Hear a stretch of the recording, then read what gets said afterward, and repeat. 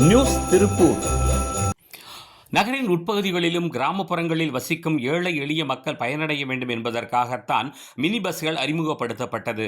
ஆனால் பெயரளவிற்கு பர்மிட் வாங்கிக் கொண்டு பெரும்பாலும் நகர்ப்புறங்களிலேயே வருமானத்தை பெருக்கிக் கொண்டு விதிமீறல்களை பற்றி கவலைப்படாமல் தான் மினி பஸ்கள் இயக்கப்படுகின்றன என்றும், அரசு நிர்ணயித்த தொகைக்கு டிக்கெட் அதிகமாக வசூலிப்பது, சத்தமாக ஹார்ன் அடிப்பது, அடிக்கடி நடுரோட்டில் தகராறு செய்வது, மிக அதிகமான வேகம், இப்படி எதை பற்றியும் கவலைப்படாதவர்கள் தான் மினி பஸ் இயக்குபவர்கள் என்றும், அவர்களுக்குத்தான் வட்டார போக்குவரத்து அலுவலக ஊழியர்கள் ஆதரவாக இருப்பதாகவும் பெரிய பேருந்து உரிமையாளர்கள் புகார் தெரிவிக்கின்றனர். சமீபத்தில் மினி பேருந்துகளுக்கு வழித்தட மாற்றங்கள் ஒப்புதல் வழங்கியதிலும் ஊழல் நடைபெற்றுள்ளதாக கூறுகிறார்கள். வெளிப்படையாக எந்த அரசாணையையும் தர மறுப்பதாகவும் தெரிவிக்கிறார்கள்.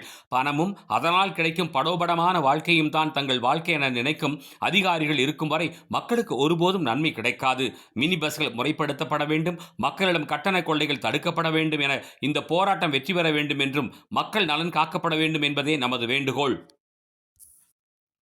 நியூஸ் திருப்பூர்.